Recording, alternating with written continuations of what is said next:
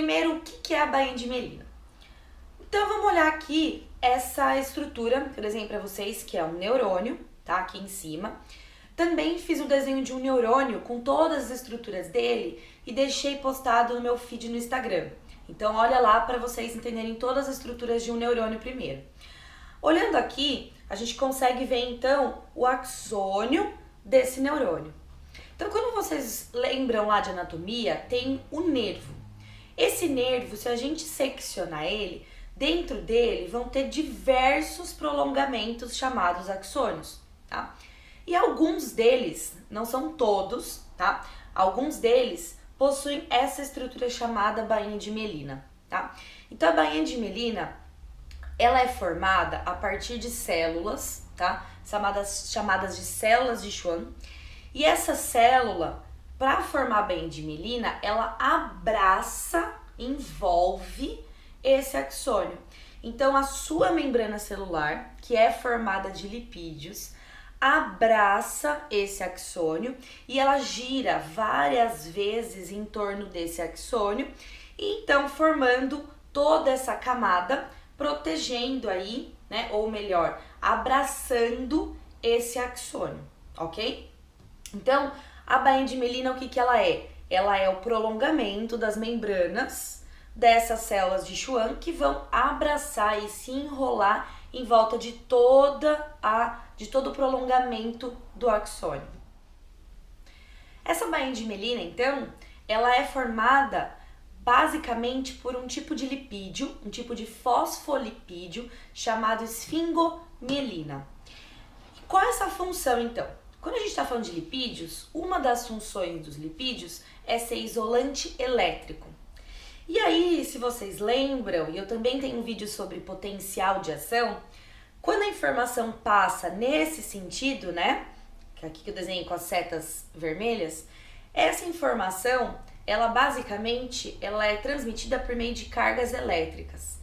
E como a bainha de mielina, formada de esfingomielina, que é isolante elétrico, ele impede a passagem de informação aqui nesse axônio, nos locais onde possui a bainha de mielina. Agora que vocês sabem então que a bainha de mielina impede a troca de íons de carga elétrica nas regiões onde ela está presente, então como é que a informação vai passar do corpo do neurônio até as terminações axonais para um próximo neurônio ou um próximo tecido? Como que isso acontece? Bom, quando a gente olha esse axônio, existem espaços, pequenos espaços, onde não existe essa bainha de mielina. E esses espaços, chamados de nodo de Ranvier, eles conseguem permitir a passagem desses íons por meio da membrana do axônio. Então, a passagem de informações, ela vai ser de um tipo diferente, não nessas setas, como se fosse passar por todo o axônio. Então, essa informação, ela vai passar somente onde tem o espaço, ou melhor, né, onde não tem a bainha de mielina, que são nos nodos de Ranvier. E aí, a gente conhece esse tipo de passagem de informação como impulso saltatório. Então, por quê? Porque a ideia que dá pra gente é que essa informação, ela vai saltando as bainhas de mielina. Então, a informação aqui a gente chama de, né, passagem de impulso de forma saltatória. Agora que vocês sabem como que acontece a passagem de informação em axônios que contém bainha de mielina, que a gente chama de axônios mielinizados, o que vocês acham em casa que vai ser a função dessa bainha de mielina? Então imaginem vocês andando em uma rua ou em um corredor. E daí vocês estão só andando nesse corredor. Mas aí a partir de um local vocês vão ter que andar por esse corredor e imaginar que tivessem bloqueios e vocês não podem pisar. E aí vocês vão ter que saltar. E essa ideia de saltar esses bloqueios, esses obstáculos, vai fazer com que você nesse corredor fique mais rápido. Então a função da bainha de mielina é exatamente essa, fazer com que a informação passe de maneira muito mais rápida. E aí tem os estudos, né, e os livros, a literatura, traz pra gente que aumenta a velocidade de 5 até 50 vezes a velocidade. Então, por exemplo, eles falam que em nervos, que a maior parte aí são de axônios não mielinizados, a informação ela passa mais ou menos de 0,25 metros por 1 segundo e pode chegar até 100 metros por segundo. Isso seria percorrer mais ou menos quase um campo de futebol inteiro no comprimento em 1 segundo. Então isso é muito rápido mesmo, tá? Por isso que ela é tão importante para o nosso corpo. Só que aí tem mais uma função.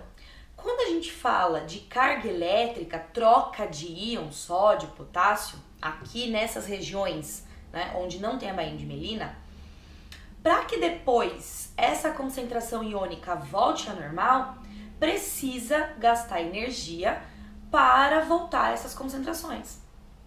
E aí, quando a gente olha aqui e entende que não vai ter essa troca de íons ao longo de todo o axônio e agora vai ter só troca de íons nas regiões chamadas de nodo de Ranvier, bom, então, se vocês forem pensar pela lógica, isso realmente acontece, diminui diretamente o gasto de energia.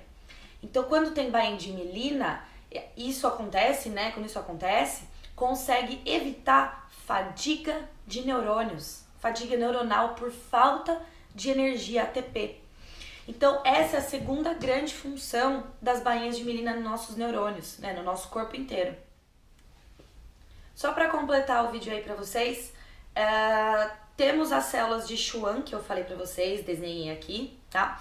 Essas células de Schwann, elas estão presentes no sistema nervoso periférico, formado pelas fibras nervosas, né, os famosos nervos, ok? Agora, quando a gente está falando dos neurônios, né, para formação e renovação da bainha de mielina no sistema nervoso central, que compreende encéfalo e medula, aí nós estamos falando de outras células, que é uma célula chamada oligodendrócitos. Então, aqui eu só desenhei a célula de Schwann, tudo bem? Então, resumindo para vocês, bainha de mielina formada por esfingomielina, que é um tipo de lipídio, que tem função de revestimento, né, e de isolamento, e quando ela isola, ela evita a passagem de cargas elétricas e, portanto, garantindo a importantíssima função de acelerar a transmissão de informações e, com isso, evitando fadiga neuronal.